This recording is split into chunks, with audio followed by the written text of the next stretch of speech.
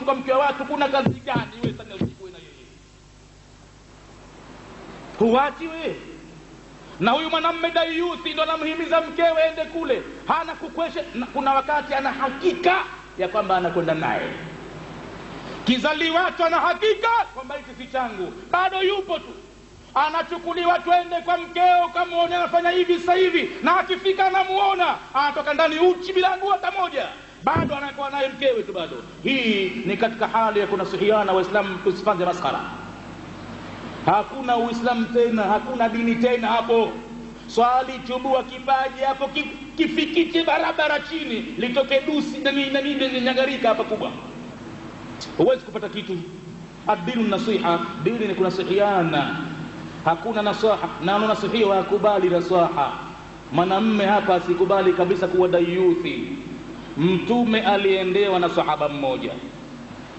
Sahaba anasirika kwa mtume, anamwambia ya kwamba ya Rasulullah, mke wangu haurejeshi mkono unomgusa.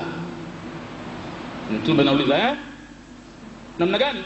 Mke wangu haurejeshi mkono unomgusa. Mtume anamwambia mwache. Kauli ya mtume pale pale kaambia talika, mwache huyo wewe. Hiyo nyumba kwanza itakuwaje? Na Mwenyezi Mungu ameweka hapa litaskunu ilaiha, hiyo sakana iko wapi?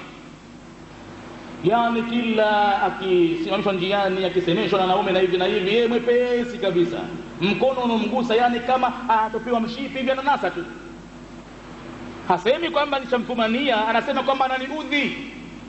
Mkono unomgusa yeye haurejeshi, kwa maana ya kwamba akisemeshwa tayari ananiudhi. Mtume kamwambia mwache.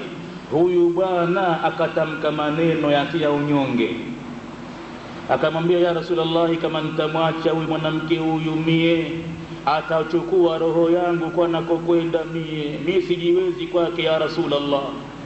Itakuwa yeye yuko huko kachukua nafsi yangu mimi yote, kaichukua yeye anakwenda nayo, na siku nitomona nitakufa mie. Mwanamume kama huyu ni kisirani kikubwa ndani ya Uislamu.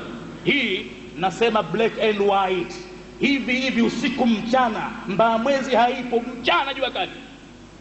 Ni kisirani kikubwa mwanamume kama huyu ndani ya Uislamu. Mtume akamwambia ala, basi haya, wewe kama uko hivyo, kaa naye huku unajua kwamba mkono unomgusa haurejeshi, na utakwenda kukutana na Mola wako katika hali mbaya sana. Wewe utakuwa dayuthi. Inshallah tutakuja kuendelea na mifano mengine katika mambo ya nasaha haya. Nasema tena kwa mara ya pili, sikusudii kupiga kijembe kwa mtu yoyote. Haya mambo ni fact. Mengine ninakuja